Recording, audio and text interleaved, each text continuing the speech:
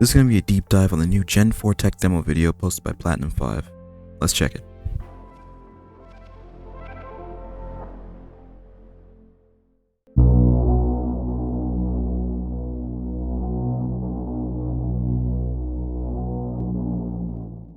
Sorry, I just had to play what I can only assume is a small piece made for the original video whose audio was created by Panzer V1, the audio designer for BRM5, and this audio could potentially be added to BRM5. Could potentially, not will. And as a quick disclaimer, everything in this video is purely speculation, and only very selective things are confirmed. Do not blame me for any misunderstandings. Now, let's truly begin. Starting off with the message from Administrator Gnar. Now, in the actual message itself, there's a couple of things that kind of tipped me off to a potential release date of Resurgence. Again, speculation, not confirmed. Considering they said that they wanted to have the game polished and fully featured on release, and then saying that if you remember how long it took after the release of Resurgence for it to be stable, then you have an idea of how long Gen 4 will take. It kind of makes me think, because when I think Resurgence, it's like Resurgence took basically like an entire year to do, and that ended up not being great at all. And after add on like a few more months after that for it to actually be stable, right? So if what he's saying in here is even just slightly true, that means that Gen 4 more than likely is going to be kind of like it'll be fully released in like a year plus-ish. Considering now that everything seems to be a lot more cohesive on their side, everything seems to be flowing a lot better, because I'm already looking at a lot of stuff on the game and it seems like a lot of it's like there was a lot more done. Even when I saw the first tech demo, there was way more done than I expected. So I'm like, progress is definitely, it seems like it's pretty steady and everything's going pretty smoothly. So far everything seems pretty nice and pretty consistent. And for an idea of how long Gen 4 will take, I'd say like if Resurgence was like a year, almost over a year, literally just days before it would have been exactly like a year plus. If we're gonna get that kind of release date, that means that's what I think currently Gen 4 has been probably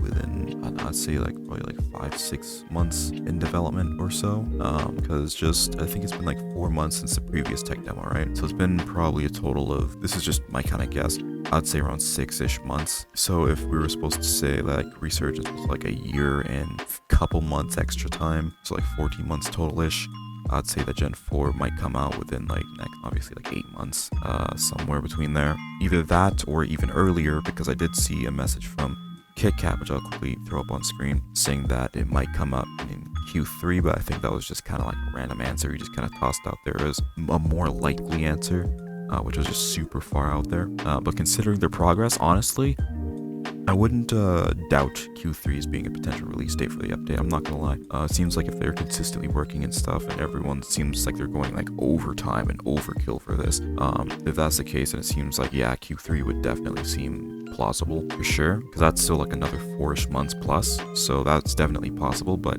as the months go on, it seems like everything is going so smooth that they're almost like adding more to the pile, because like I looked in the Trello and there was a few extra things added. Like now there's, you know, one in the chamber, and now there's going to be some other stuff added. Like, I'll just throw it up on screen, you'll see. But if they continue to do that throughout the months, then that's not necessarily a bad thing. It's not like they're delaying it, they're just adding more to the pile that they already have, because, you know, they have the resources for it now. Now they can actually maybe like maybe some people just, you know, finish up their jobs faster than others, so you need to kind of give other people certain things, so everyone is at least doing something until the slowest person's done. Then everything can be released on time. Because I mean, like, there's no point making an update or like working on something with like 6 people plus and having one person finish up their end, and then him just having to wait till everyone else is done. Like, you may as well give that person more work to do, even if it's just like extra random craps, because it makes sense. Everyone's going to be like on the same level of doing certain things, certain tasks, and then at the end of the day you'll have more on a final release. So if that's what they're doing, then that's actually gonna be really good, especially for the players, because that essentially means that, you know, all the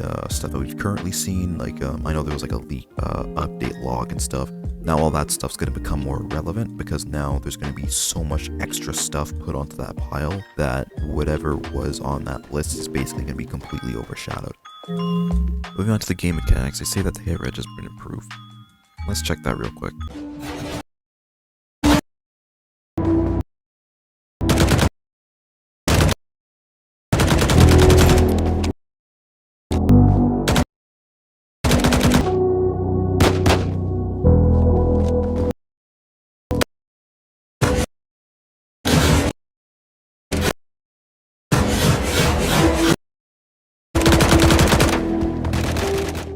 moving on from the hit registration, now we have kill assist. A kill assist will go going from left to right, which you guys can see at the bottom of the screen. You can see the assister, which in this case would be Panda, and then you can go over, you can see like a little line connecting both of them. Then you go over, you see the killer, which is going to be Real Zoxic, the weapon that the person was killed with, and that's the person who actually got killed, which in this case would be MB Sniper. Now I believe the weapon, even though in the actual clip, you can see that MB Sniper was killed with a UMP-45, it was not the M17. I believe that was the weapon that he was initially damaged with, not the weapon he was actually killed with. So I don't know if they're going to change that. I'm assuming they will, because that's, again, not the weapon he was killed with, it was just the weapon he was damaged with. Now moving on to the new ammo system, it looks like each individual mag will be shown on the UI, allowing you to gauge, first of all, how many mags you have and how much ammo is in each individual magazine. It also tells you the ammo count beside the mag, so you don't have to keep doing like a mag check or anything, which kind of brings the game back into that more action style that the devs seem to be looking for.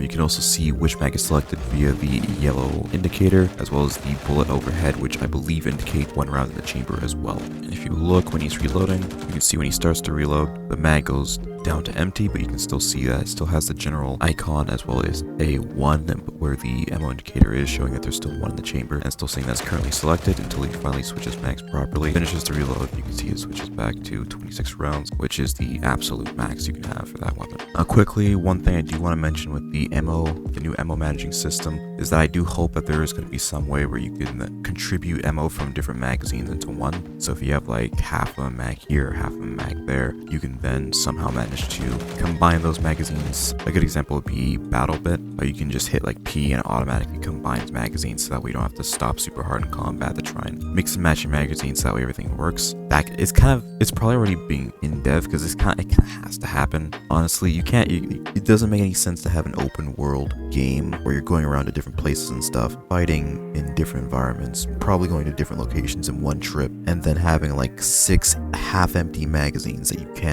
where you just can't consolidate all your resources and just turn it into like 2 or 3 full magazines. Having to reload every like 2 seconds to be able to get every little bit of ammo from each individual magazine does not make any sense, especially in an open world environment. So I kind of expect that to be, changed in some way where you don't have to keep on reloading your gun to switch magazines and stuff. That's a really dumb way of doing it, and I really hope they don't fumble on that. Moving over to the UI, everything seems to be, as I stated, refreshed and modernized, which is certainly exactly what it is. Everything's a lot thinner in terms of the borders. Everything looks a lot more sleek. Seems like everything kind of coordinates with each other more appropriately. There's not much to comment on. It just kind of it fits the vibe BRM5 should have had from the get-go. Honestly, it just fits it perfectly. I think this honestly might be, well, I won't say the last iteration, because obviously none of this is actually done, but if this was the last iteration of the UI, I think nobody would have any problems with that. Everything's nice and sleek, nothing's in your face. Yeah, it looks really nice. Now for the last couple of things, first talk about just the spectating. It seems a lot smoother. There's nothing much to really comment on. It just seems like the disconnect between the player viewing and the player actually playing the game seems to be a lot smaller. So it seems like you can actually get more real-time speeds out of the spectating mode now, which is really nice. And as the last thing, the audio improvements, I'll just let you hear them a little bit.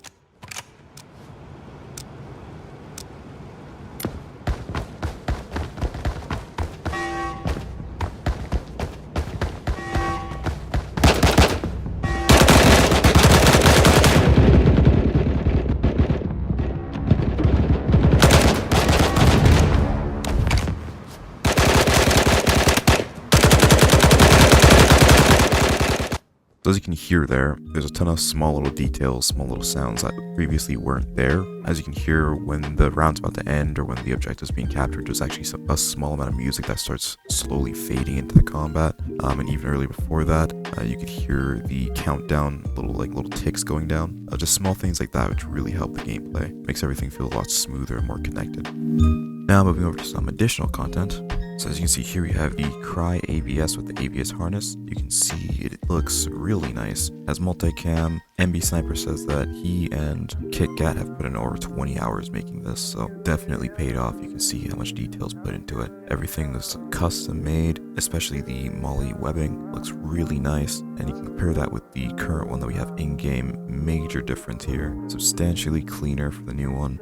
New one has a lot more definition, although it is said that it will not have the same amount of detail in-game as compared to the photos. The game not being able to really support, the proper texturing and so on. There will be some minor loss of quality, but overall it should still look pretty good, especially compared to the one that we currently have in-game. That's nothing too big to worry about. Now moving on from the Cry ABS, I'm going to show some footage of the previous UMP45 and then show you some of the photos of the new model of the UMP45 that MB Sniper has been working on for a while. He actually worked on it for 12 hours straight of basically non-stop work, so thank you for that. I have to commend you for that.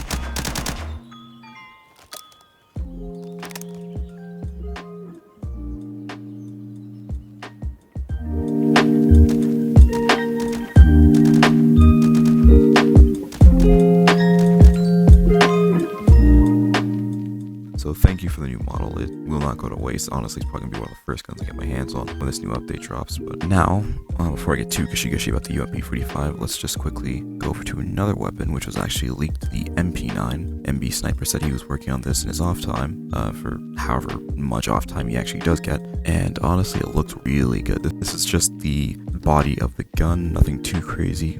Clearly, it's still obviously work in progress, but for what we do have, it's looking really nice, I do have to admit. It already looks really clean. I'm very excited to have another SMG, another very small miniature like PDW weapon in the game, kind of like the MP7. This is going to be a really nice addition. Now, another thing to mention, Jackup, a well-known BRM5 leaker, posted in the Platinum 5 Reddit that after some internal discussions, the M-Lock handguards, or at least the Sword and Shield Armament ARX-4 handguards, will not be included in the game. It says that unfortunately after some internal discussions, the handguard has been removed and will not be present in the M4A1 customization when the game version 7.0 is released. After he just says, just thought it'd be cool to drop this here as an archive, which it really is. Because looking at it is a really nice bit of kit to have on an M4A1. Unfortunately, will not be coming into the game, which means we may not be getting M-Lock unless it's just only for the M4A1, which I kind of doubt. Now moving on, there's been plenty of various updates and screenshots and so on being thrown around that I've seen looking around the past few days while making this video. I'm just going to put them in, take a peek. There's going to be a whole ton. There's a lot of stuff that's been posted in these past few days, so I hope you guys enjoy. The rest of these screenshots is essentially going to be the end of the video. So please like, subscribe, and come to the next video. It means a lot when you guys subscribe and like. It helps me out a ton. Comments especially helps with the algorithm. And yeah, this is Random Ransom, or just Ransom. I'll see you in the next one.